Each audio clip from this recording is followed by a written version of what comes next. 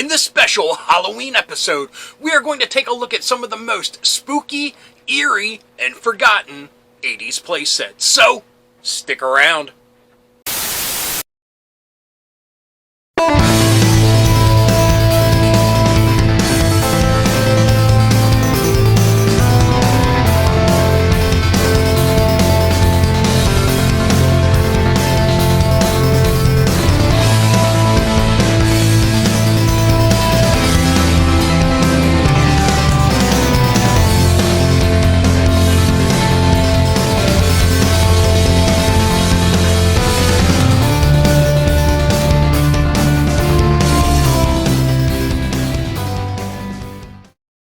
Hello fellow dorks and dorkettes, and welcome to Nostalgia Syndrome.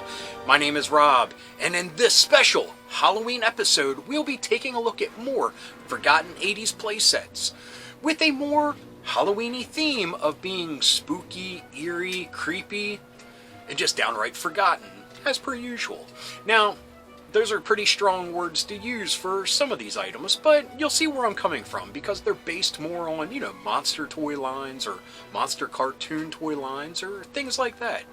Anyway, let's not waste our time with this. Let's get to number one on the list. Number one comes from a toy line that, if you were lucky enough to have one when you were a kid, you were a fan for life. At least that's how it seems when I see people talking about it online. They fondly remember this monster toy line, and yeah, I wasn't lucky enough to have one. So when it comes time to explain what these are, I have some video backup. Anyway, the toy line was Mangalore's, and the playset was Mangalore Mountain, released by Ideal in 1983. Now, like I said, I never had the Mangalores, so I just know that they were these awesome, rubbery monster toys that you could rip apart and then stick back together. So, before we get to Mangalore Mountain, let's take a look at the Mangalores themselves, with help from this commercial. Throughout time, people have asked, which came first, the chicken or the egg? Maybe it was a Mangalore, like Mangalore Demon. You can pretend to hatch Mangalore Dragon and Manglizard, too, each sold separately in a make-believe egg. You can stretch them, squash them, take them apart. They'll return almost like new to their original forms. So if you want to hatch up some fun, you can crack open a Mangalore. The Mangalores, Mangalore Demon, Mangalore Dragon, and Manglizard, each sold separately from Ideal. Man, seeing that commercial makes me wish I had one of these when I was a kid. Heck, I wish I had one now, but unfortunately a lot of them floating around out there are just dried up, shriveled up shells of their former selves. But anyway, onto the mountain. The golden dragon / gargoyle face right on the front of the mountain is just awesome. It's a piece of art. Anyway, what the mountain was is you would get a cage to put the Mangalore that it came with in, and a big bag of orange slime that was the lava for this volcanic fortress. You would put the slime in the mountain, put your Mangalore in his cage, and stick it down in there. Then you would reach into the gargoyle dragon's mouth and click its tongue, and as you clicked it, the cage would rise up out of the lava. So imagine the slime dripping off of the cage, and it looks like this dude is erupting from the volcano. Just not as fast as an eruption. I don't know what the word would be, but yeah, he just kind of clicks up. But, I mean, it's very simple, and that's all you really need. I mean, the toys sold themselves, so you don't need to go too crazy on the playset. I mean, they weren't posable. I mean, they were stretchy and stuff like that, and they couldn't hold anything, so what you needed was this mountain. Simple, to the point, and icky with the slime, creepy, awesome, cool. Our second forgotten playset comes from the Ghostbusters. No, not those Ghostbusters. These Ghostbusters. Filmation's Ghostbusters, which Shaper released a toy line in 1986, and this playset, the Bone Troller, was part of it. Now, the Bone Troller was Prime Evil's hangout, if you will. It looks like a very futuristic kind of organ, if you will, because it has different pipes coming off of it, and keyboard, and even pedals.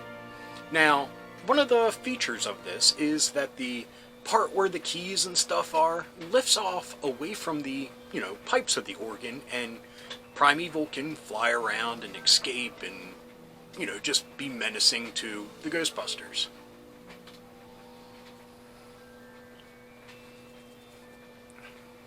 Also, some of the other play features was it had a removable whistle, which I assume is probably one of these pipes, and a viewer that featured 5 different scenes that Primeval could see. And, they featured different Ghostbusters and different characters in that Filmation universe.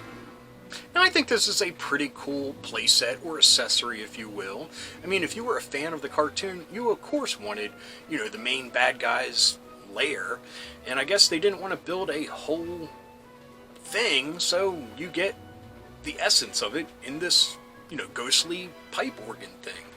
And one of the things that I love about it are the stickers on the sides. I really dig these ghosts, and it really, just ties the whole creepy Ghostbusters vibe together. Now, I really don't have a lot of memories of the Filmation Ghostbusters.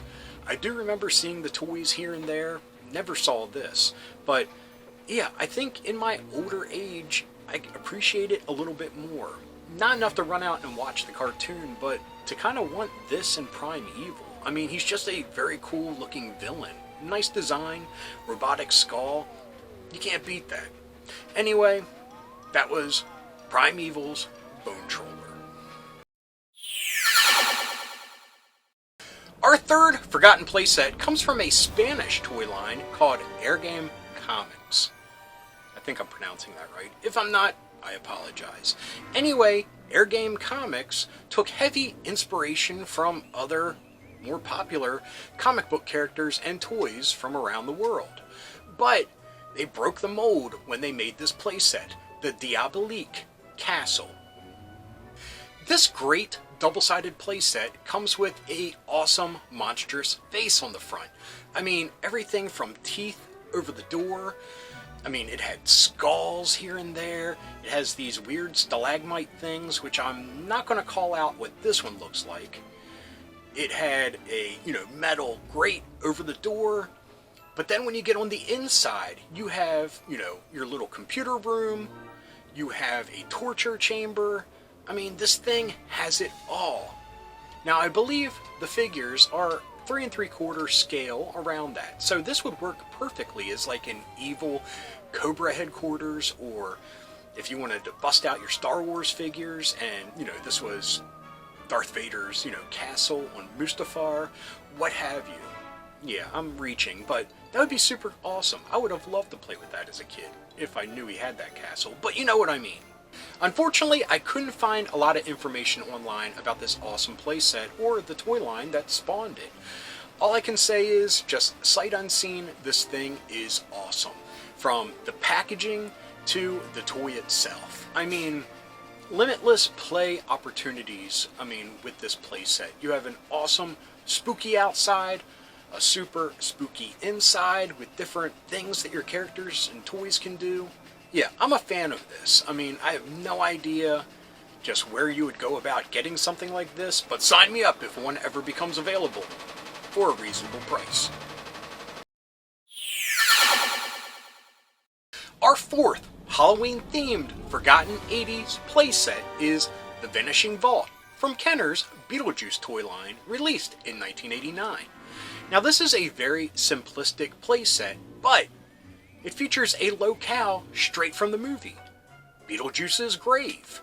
You have an awesome gravestone with skeletons around it that even have a little bit of coloration, like there's moss.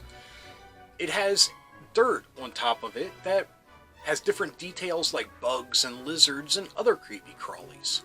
And it has the awesome neon sign, although I wish they would have went a little bit further and had it light up. That was right above Beetlejuice's grave in the movie. Now, it also has another little feature, but we'll talk about that in a moment. What it is, you take your Beetlejuice figure and you place him in his vault. Flip the sign, pull it open, and he's gone. But in his place is a miniature Beetlejuice. Kind of like in the movie when he's running around the model town and everything. So, really cool throwbacks to the movie. I love when they do that.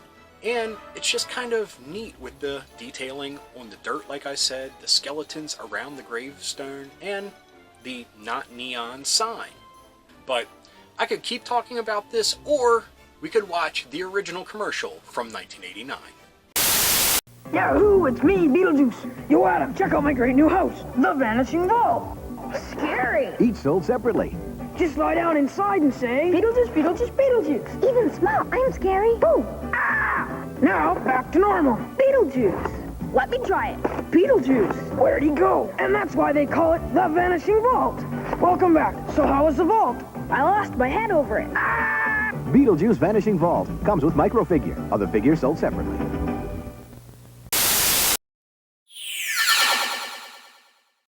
Our fifth and final Forgotten 80s playset comes from a toy line that I've made no secret in that I wish I would have had it when I was a kid.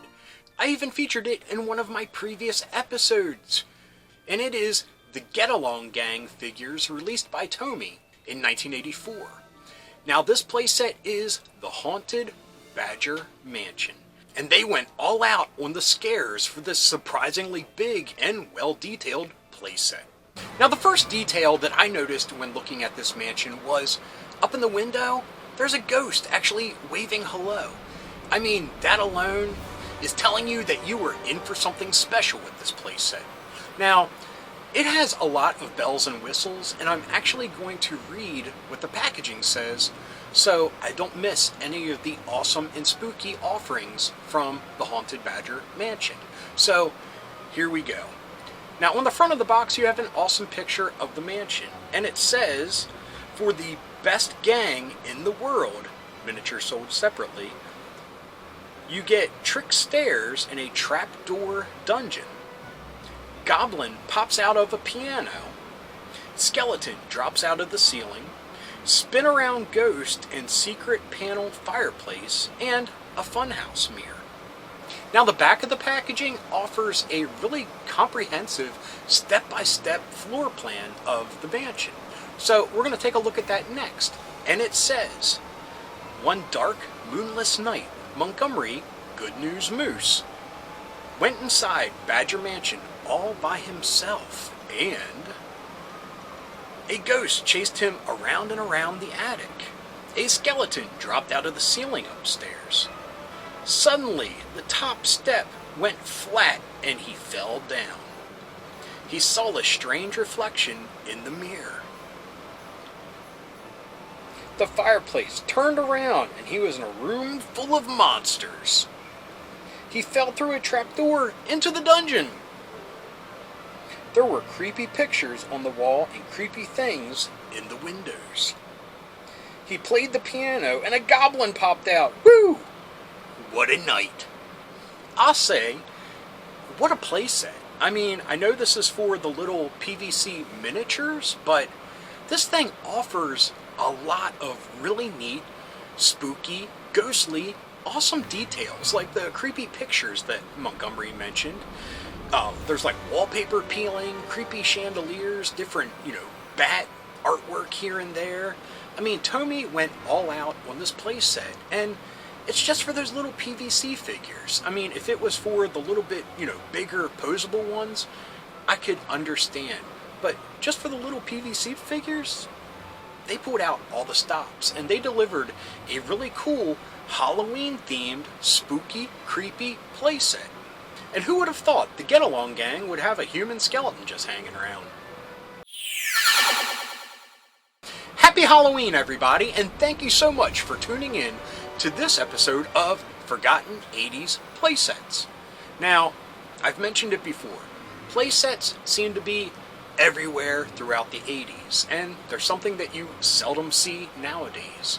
And yeah, I can understand with the prices of toys nowadays that a simple playset would probably go for probably $100. But back in the day, these were very reasonably priced. And when you take a look at that one that we just looked at, the Haunted Badger Mansion, that thing is chock full of awesome details and ghosts and goblins, and yeah, I think it's darn near perfect. I would love to find one of them. With it being for the PVC figures, you're kind of hamstrung to how versatile this playset could be, but just a haunted house in general is pretty cool. Anyway, sorry to dwell on that, but I just think it's really neat. Anyway, happy Halloween. I hope you have a safe and treat-filled night, and thank you so much for stopping by the laundry room before you head out. I hope you enjoyed this episode. If you did, please give me a thumbs up. If you got something to say, please leave a comment. I love reading them, and I love getting back to everyone. And if you're new around here and you enjoyed this or any of the episodes that YouTube is recommending down here, please hit subscribe. And if you hit that little bell icon, you will be notified whenever there's a new episode. So anyway, until next time, thank you for watching. Keep being rad and stay dorky.